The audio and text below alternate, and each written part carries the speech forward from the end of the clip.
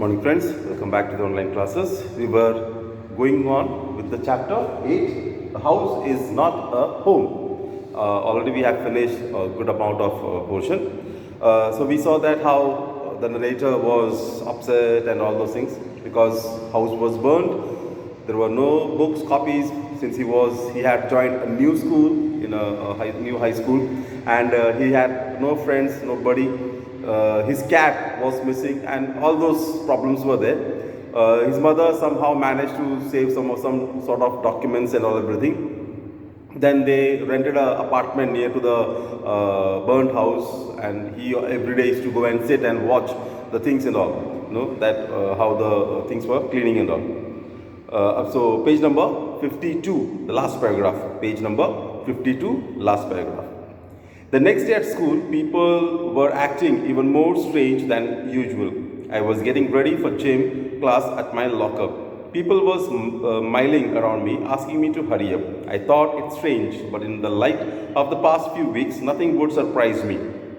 It almost seemed that they were trying to show me into the gym. Then I saw why. So next day in the school, when he was getting ready for his gym, children, everybody were coming and telling, come on man, come on fast, go fast, come on, move fast to the gym, come, all are waiting for you, come fast, no, everybody. So he was surprised, what is this, that why all of them are pushing him, why everyone is coming and telling him. Now it was quite normal for him in the school. People had come to know about him, people had knew what had happened to his home and everything. So they were having little concern. So this time, that day, they were telling, come on, fast, we'll go to the gym class. So he thought that maybe everybody want to go fast today in the gym class.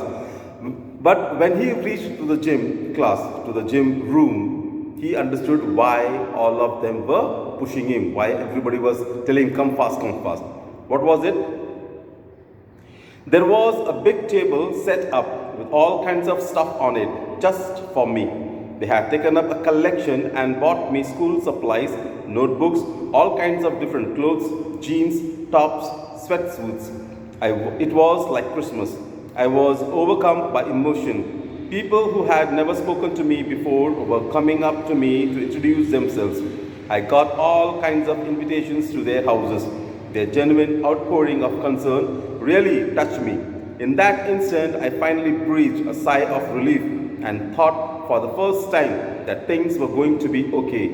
I made friends that day. Now what happened? When he came to the gym, he saw a big table was there in the center of the room, and on it all the necessary things a child must have was kept.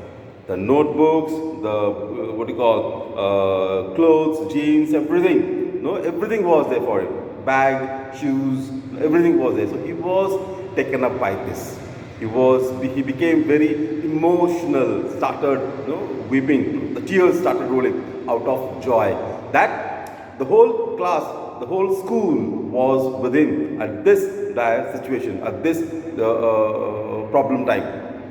He was thinking that he is all alone, people are going to blame him, people are going to comment on him that you could not save your own house, you could not do this, you could not do that.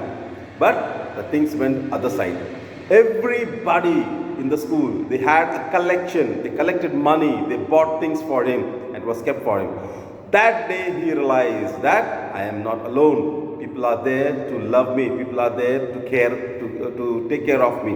Everybody of them. And that day, he made plenty of friends, whether it is junior, senior, his class, doesn't matter. Even teachers came to know about him. The teachers also started loving him. A month later, I was at my house watching them rebuild it. But this time, it was different. I wasn't alone. I was with two of my new friends from school.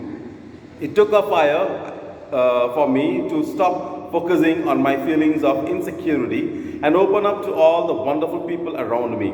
Now, I was sitting there watching my house being rebuilt when I realized my life was doing the same thing. A month later, what happened? A month later, he was sitting watching his burnt house which was being rebuilt again. But this time, he was not alone. Like last time, previous time, he was standing, people were cleaning and all, he was all alone thinking about his cat and all those things. But this time, he was not alone. He was having two friends. They also were sitting there and they were all seeing.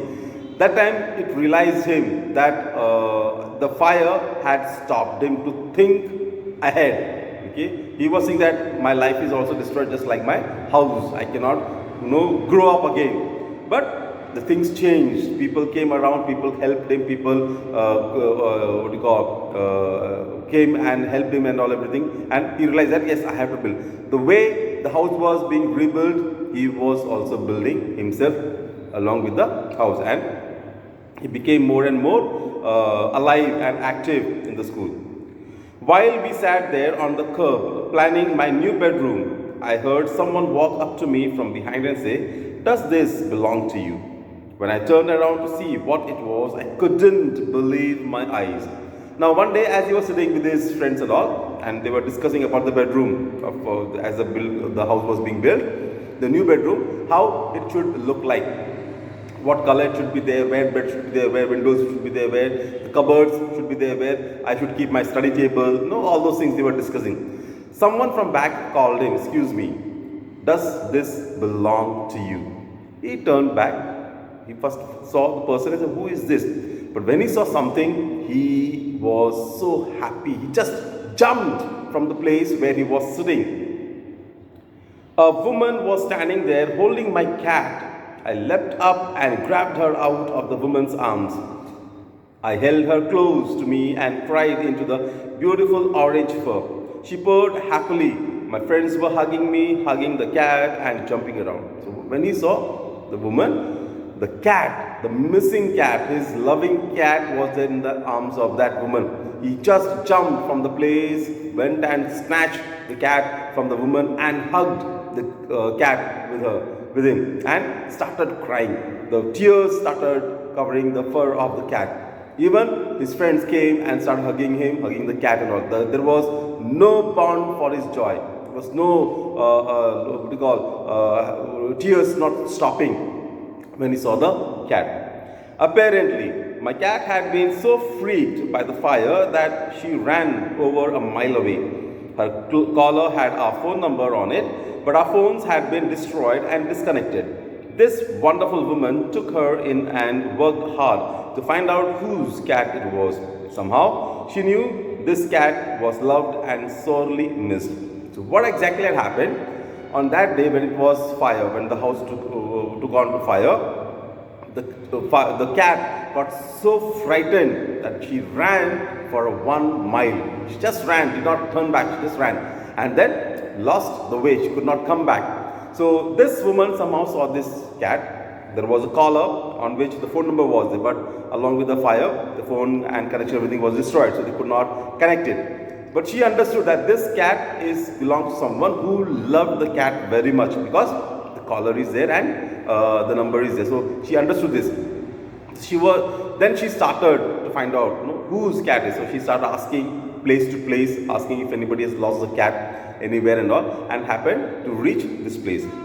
As I sat there with my friends and my cat curled up in my lap, all the overwhelming feelings of loss and tragedy seemed to diminish. I felt gratitude for my life, my new friends, the kindness of a stranger, and the loud purr of my beloved cat. My cat was back, and so was I. So he just was sitting there enjoying the things and all. His friends were there. The time once he was lost, he thought that I should die, because I could not save my life, I could not save my house, I could not save my books and all those things. So he thought that I should die. But then slowly things changed. People started coming to him, close to him, helped him to buy the books and all those things, and finally he got his cat and he started living again. So everything changed. Now he learned the lesson that I should not run away from my problems or difficulties, whereas if problem or difficulties comes in my life, I should not sit and weep that this has happened because of me, this has happened because of this. No, I should work over it. I should work on it, get the solution and work on it, so that I can be the problems, the situation, the sadness, sorrow may disappear. It's not that simply I cling to it. Oh, my house is burned, I cannot do anything. No, not like that. Go and work for it. Rebuild the house, rebuild yourself, rebuild everything, the relationship, wherever you are. If you go to a new place, Whenever you go to a new place, you find totally lonely. You find yourself alone because it's a new place, you do not know anybody. But unless until you talk to someone, unless and until you meet someone, unless and until you take part in school activities, no one is going to know about your caliber, how good you are, what talents you have. That's, you have to prove it. So unless you do it, you cannot overpower anything. That is what the lesson teaches. I believe you might have understood the chapter. Thank you. Have a nice day.